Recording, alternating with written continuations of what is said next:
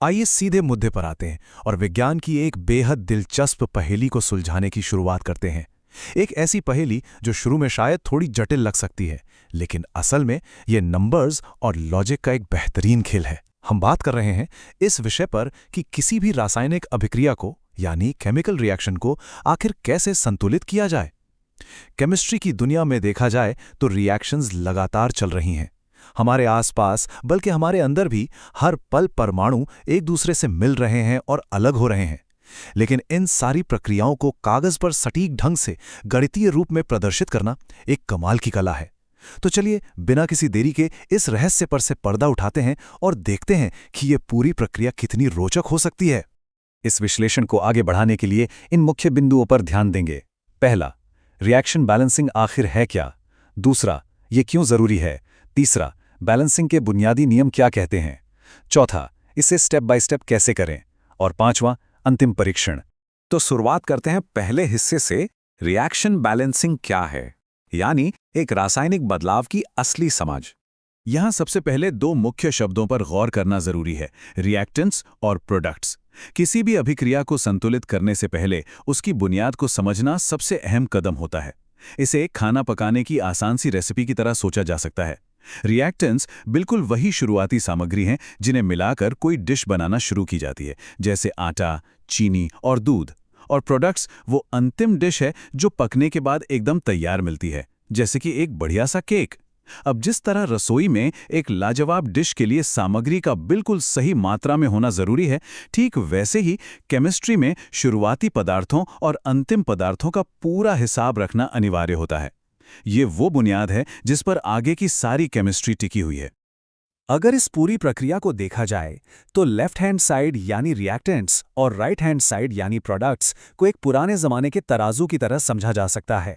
अगर एक पलड़े में रिएक्टेंट्स हैं और दूसरे पलड़े में प्रोडक्ट्स, तो दोनों का बिल्कुल बराबर होना जरूरी है। यदि बाईं तरफ का वजन दाईं तरफ से थोड़ा सा भी अलग हो जाता है तो इसका सीधा सा मतलब है कि समीकरण अधूरा है या गलत है। ये जो सिमेट्री है ना, यही रसायन विज्ञान का सबसे महत्वपूर्ण हिस्सा है। पूरा खेल इन दोनों पक्षों को एक दूसरे के बिल्कुल बराबर लाने का है, ताकि उस तराजू का कांटा बिल्कुल बीच में स्थिर रहे। अब आते हैं दूसरे हिस्से पर, बैलेंसिंग क्यों जरूरी है? आखिर इस संतुलन का महत्व क्या है? यहाँ एक बहुत ही वाजिब सवाल उठता है कि हमें इन समीकरणों को संतुलित करने की आवश्यकता आखिर होती ही क्यों है।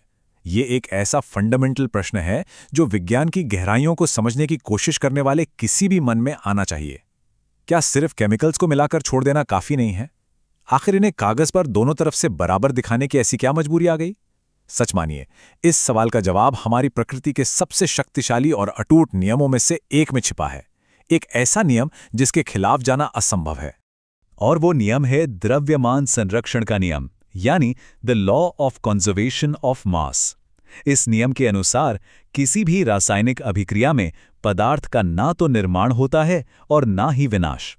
इसका सीधा सा और बड़ा दिलचस्प मतलब यह है कि इस ब्रह्मांड में परमाणु यानी एटम्स ना तो अचानक से जादू की तरह कहीं से प्रकट हो जाते हैं और न ही हवा में गायब होते हैं। वे सिर्फ और सिर्फ अपने रूप और अपने साथी बदलते हैं और मिलकर एक नया मॉलिक्यूल बनाते हैं।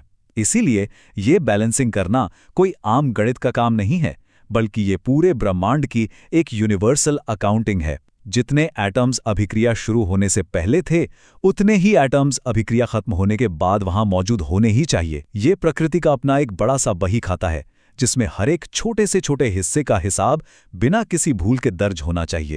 चलिए अब बढ़ते हैं तीसरे हिस्से की तरफ, बैलेंसिंग के बुनियादी नियम, यानी इस मजेदार खेल को जीतने की शर्तें। इस बैलेंसिंग के खेल के 3 सबसे कड़े और बुनियादी नियम हैं जिन्हें चाहकर भी तोड़ा नहीं जा सकता। नियम नंबर 1, सबस्क्रिप्ट्स को कभी ना बदलें। सबस्क्रिप्ट्स वो छोटे नंबर होते हैं जो किसी मॉलिक्यूल के केमिकल फॉर्मूला के बिल्कुल नीचे लिखे होते हैं। अगर इन्हें बदल दिया जाए तो पदार्थ की पहचान ही बदल जाएगी, और पदार्थ को बदल देना ये तो बिल्कुल मना है। नियम नंबर 2, केवल कोएफिशिएंट्स जोड़ें, यानी किसी भी मॉलिक्यूल के आगे वाले बड़े नंबर को ही बदला जा सकता है। इससे पदार्थ की मात्रा बढ़ाई जा सकती है, उसका मूल रूप नहीं। और नियम नंबर 3, एक बार में सिर्फ एक तत्व को संतुलित करें। एक साथ सब कुछ ठीक करने की जल्दबाजी करने से उलझन बढ़ सकती है। इन तीनों नियमों के दायरे में रहकर आगे बढ़ना ही इस पूरी प्रक्रिया में सफलता की एकमात्र कुंजी है। एक सच्चाई ये भी है कि इस पूरी प्रक्रिया को एक बोर करने वाले होमवर्क या बोझ की तरह देखने की कोई जरूरत नहीं है। सफलता का असली रहस्य समीकरण को एक मजेदार पहेली की तरह मानना है, जो बस एक बार सुलझाए जाने का इंतजार कर रही है। जब दोनों तरफ नंबर्स को सेट किया जाता है और अचानक से संख्या बराबर आ जाती है, तो एक कमाल की और बेहतरीन संतुष्टि मिलती है। ये एक ऐसी पजल गेम है जिसे बार बार खेला जा सकता है, जहां नंबर्स के साथ प्रयोग करके हर बार एक सटीक जवाब तक पहुंचा जा सकता है। अब आते हैं चौथे और सबसे प्रैक्टिकल हिस्से पर, स्टेप बाय स्टेप बैलेंसिंग। देखते हैं समीकरण को सुलझाने का ब्लूप्रिंट। इन 4 आसान कदमों पर गौर करना बेहद जरूरी है। कदम 1, असंतुलित समीकरण लिखें। सबसे पहले जैसी शुरुआती स्थिति है उसे हूबहू कागज पर उतारना होता है। कदम 2, दोनों तरफ परमाणुओं यानी एटम्स की गिनती करें। यहां यह पता लगाया जाता है कि आखिर कमी कहां है और कितनी है। कदम 3, संतुलित करने के लिए कोएफिशिएंट्स जोड़ें। जैसा कि पहले बताया था, मॉलिक्यूल के आगे बड़े नंबर्स लगाकर हिसाब को बराबर करना होता है। और आखिरी कदम 4, प्रमाणीकरण के लिए दोबारा गिनें। यह जांचने का वक्त है कि क्या अब सब कुछ ठीक से मैच कर गया है। ये एक ऐसी फूल प्रूफ प्रक्रिया है जिसे अपनाकर जटिल से जटिल केमिस्ट्री की इक्वेशन भी बेहद आसान और मैनेजेबल बन जाती है। इन 4 कदमों को एकदम आसान और बिना किसी गलती के करने के लिए एक टैली टेबल एक लाजवाब औजार की तरह काम आती है।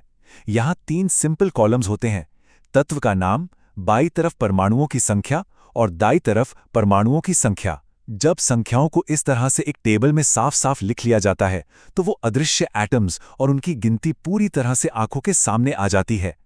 इस टैली टेबल का उपयोग करके हिसाब किताब बिल्कुल ऑर्गेनाइज्ड हो जाता है। कौन सा एलिमेंट अभी भी बैलेंस नहीं है, ये बिना दिमाग पर जोर डाले तुरंत पता चल जाता है। ये एक छोटी सी लेकिन असर में बेहद दमदार ट्रिक है। और अब आखिरी हिस्सा, अंतिम परीक्षण, यानी पूर्ण गणितीय सटीकता की जांच। 100 ये एक नंबर ही अपने आप में पूरी कहानी बयान कर देता है। 100%। बैलेंसिंग के इस वैज्ञानिक खेल में 99% या लगभग ठीक होने जैसी कोई चीज बिल्कुल एग्जिस्ट नहीं करती। लक्ष्य हमेशा एक ही होता है कि लेफ्ट साइड और राइट साइड के बीच पूरे 100% का मिलान हो। एक परमाणु का, एक एटम का पूरा हिसाब जब तक मिल नहीं जाता, काम अधूरा है। जब दोनों तरफ की गिनती पूरी तरह मैच कर जाती है बिना किसी भी डाउट के, तभी इसे टोटल मैथमेटिकल परफेक्शन यानी पूर्ण गणितीय सटीकता कहा जा सकता है। यहां अंदाजे या भूल की कोई गुंजाइश नहीं होती। जैसा कि एक बहुत ही खूबसूरत विचार है, एक संतुलित समीकरण प्रकृति के निर्माण खंडों के पूर्ण सामंजस्य को दर्शाता है। ये सोचकर ही कितना आश्चर्य होता है कि एक छोटी सी गणितीय टेबल और कुछ नंबर्स का ये आपसी मिलन असल में इस बात का सबूत है कि हमारा ब्रह्मांड कितनी फ्लॉलेसली ऑर्गेनाइज्ड और सटीक है। एक साधारण सी रासायनिक अभिक्रिया और उसका वो परफेक्ट बराबर किया गया समीकरण इस विशाल यूनिवर्स के नियमित, अनुशासित और पूरी तरह संतुलित होने का एक जीता जागता प्रमाण है। यही बात इस सीखने की प्रक्रिया को महज एक फॉर्मूला से बढ़कर एक खूबसूरत अनुभव बना देती है। इस विश्लेषण को समाप्त करते हुए एक बेहद विचारणीय प्रश्न सामने आता है। यदि किसी आम सी रासायनिक अभिक्रिया में प्रत्येक परमाणु का, हर एक अदृश्य कण का पूरा हिसाब रखा जाता है और हमारी प्रकृति ऐसी लाजवाब सटीकता दिखाती है, तो इस विशाल प्राकृतिक दुनिया में और ऐसी कौन सी छिपी हुई सममितियां या सिमिट्रीज हैं जो सुलझाई जाने की प्रतीक्षा कर रही हैं? विज्ञान की यही तो सबसे बड़ी खासियत और मजा है। एक पहेली के सुलझते ही नई, आश्चर्यजनक और दिमाग की बत्ती जलाने वाली पहेलियां सामने आ खड़ी होती हैं। इस विश्लेषण से उम्मीद है कि रिएक्शन बैलेंसिंग की ये कला तो बखूबी समझ आई ही होगी, पर साथ ही इसने विज्ञान की इस अद्भुत दुनिया में नए रहस्यों को सुलझाने के लिए एक नई कोशिश शुरू करने की प्रेरणा भी जरूर दी होगी।